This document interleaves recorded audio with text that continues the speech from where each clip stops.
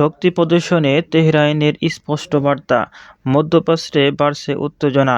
যুক্তরাষ্ট্রকে সরাসরি চমকে দিয়ে নতুন শক্তি প্রদর্শন করল ইরান। হঠাৎ নেওয়া এই পদক্ষেপে ওয়াশিংটনের কৌশলগত হিসাব নিকাশে বড় ধাক্কা লেগেছে বলে মনে করেছেন আন্তর্জাতিক বিশ্লেষকরা। নিষেধাজ্ঞা ও চাপের মধ্যে ইরান যে সামরিক ও প্রযুক্তিগত সক্ষমতায় অনেক দূর এগিয়ে গিয়েছে, এই বার্তায় জোরালোভাবে তুলে ধরেছে তেহরান। ইরানি কর্তৃপক্ষ জানিয়েছে, এটি ছিল পরিকল্পিত ও আত্মরক্ষামূলক প্রস্তুতির অংশ।